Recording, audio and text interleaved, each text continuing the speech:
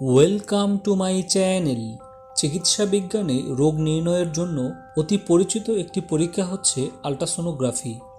মানবদেহের প্রায় সকল অঙ্গেই আল্ট্রাসোনোগ্রাফি করা যায়, তবে গর্ভ অবস্থায় আল্ট্রাসোনোগ্রাফি করা হয় মূলত গর্ভের সন্তানের বয়স, ওজন, পজিশন ইত্যাদি সম্পর্কে বিস্তারিত জানতে।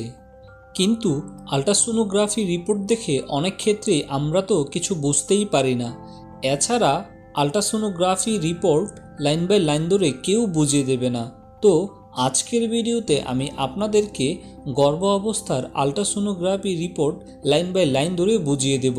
এই ভিডিও দেখার পরে আপনি নিজেই আপনার প্রেগন্যান্সির আল্ট্রাসোনোগ্রাফি রিপোর্টটি পড়তে পারবেন ইনশাআল্লাহ।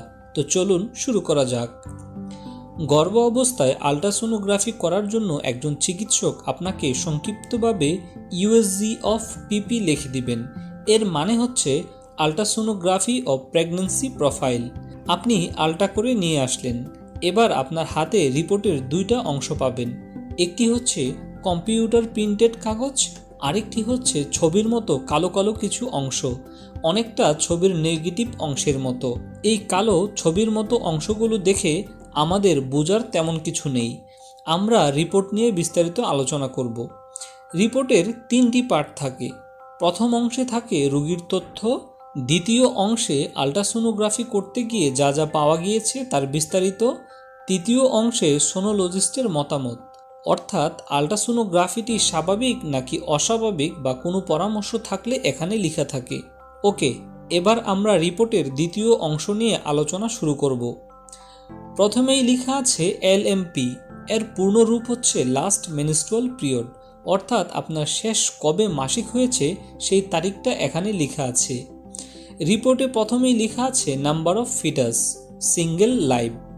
এখানে বলা হচ্ছে গর্ভের ভেতর একটি জীবিত বাচ্চা রয়েছে।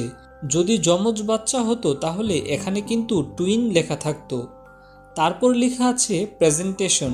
এর মানে হলো বাচ্চা মায়ের পেটে কোন পজিশনে রয়েছে। এখানে আছে সেফালিক।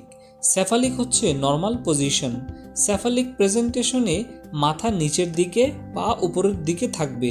এছাড়া অনেক সময় রিপোর্টে ব্রিচ প্রেজেন্টেশন লেখা থাকতে পারে। ব্রিচ প্রেজেন্টেশনের মানে হচ্ছে উল্টো, অর্থাৎ বাচ্চা নর্মাল পজিশনে নেই। স্ক্রিনে দেখানো ছবিগুলো লক্ষ্য করুন। 36 সপ্তাহের আগে আল্ট্রাসোনোগ্রাফি রিপোর্টে যদি ব্রিচ প্রেজেন্টেশন আসে তাহলে ভয়ের কিছু নেই, কারণ তখন বাচ্চার পজিশন পরিবর্তন হয়। 36 সপ্তাহের পরে ব্রিচ প্রেজেন্টেশন হলে অবশ্যই একজন চিকিৎসকের পরামর্শ নিয়ে ডেলিভারি করতে হবে।